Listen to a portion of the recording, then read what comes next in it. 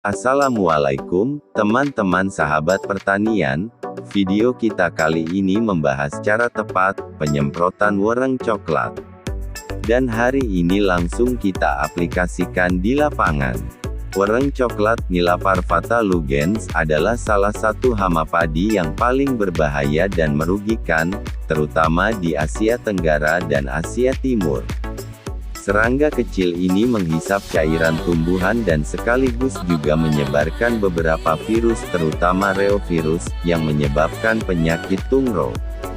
Kumbang lembing memakan wereng dan anaknya sedangkan sejumlah lebah berperan sebagai pemangsa telurnya.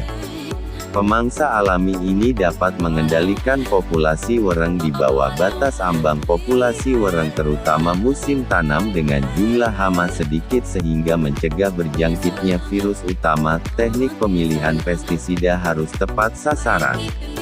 Penggunaan pestisida yang tidak tepat sasaran hanya akan memperparah tingkat serangan hama wereng dan pemborosan tenaga dan uang. Gunakan pestisida yang kerjanya sistemik.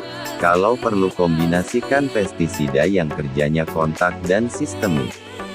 Kombinasikan pestisida yang kerjanya pembungkir telur wereng dan pembunuh wereng dewasa. Sebagai contoh pestisida yang kerjanya sistemik adalah Osin, Plenum, OBR, Pronusdel.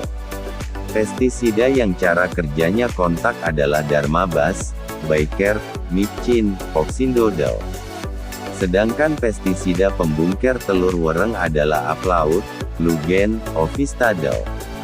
Contoh pengoplosan pestisida untuk hama wereng misalnya Aplaut dan Darmabas Poxindo untuk tingkat serangan hama wereng ringan, Aplaut dan OBR Cronus untuk tingkat serangan hama wereng sedang, Poxindo dan Osin Plenum untuk tingkat serangan hama wereng yang berat atau hampir membentuk spot. Jangan sekali-kali menggunakan pestisida yang berbahan aktif piretroid sintetik seperti Fastak, Matador, Crown, Faster, Bulldog, Decis, Starban, Fostin, Sidametrin dan masih banyak lagi karena akan memperberat serangan wereng walaupun ketika disemprot wereng terlihat jatuh dan mati. Jika memungkinkan sebelum penyemprotan sebaiknya sawah diairi setinggi mungkin. Hal ini bertujuan agar hama wereng naik ke atas dan mudah disemprot dan hama wereng yang terjatuh karena terkena pestisida akan terhanyut dan mati. Selain itu kita juga bisa melihat jumlah hama wereng yang terjatuh mati saat dilakukan penyemprotan.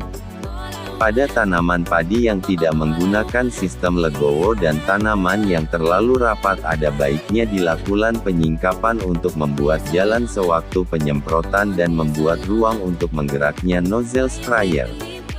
Penyemprotan dilakukan dengan volume tinggi maksudnya harus merata atau tapis dalam bahasa Jawanya. Kencangkan nozzle sprayer sehingga pancaran spray berbentuk kabut bukan mancur seperti air kencing. Ini sering Mas Pari jumpai di lapangan, banyak petani menyemprot wereng dan hama lain dengan sprayer kendur sehingga pancaran sprayer tidak ngabut tetapi mancur. Prioritaskan penyemprotan dilakukan pada pangkal batang bukan pada daun bagian atas. Dalam satu hamparan diusahakan penyemprotan dilakukan secara bersama-sama. Penyemprotan bersama atau kita biasa mengatakan spray massal wereng dilakukan agar hama wereng tidak berpindah ke sawah sebelah ketika disemprot.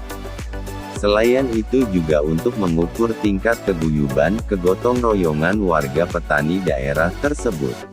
Pada tingkat serangan hama wereng yang berat dan terasa sulit dikendalikan sebaiknya penyemprotannya menggunakan mist blower karena akan lebih merata dan lebih cepat.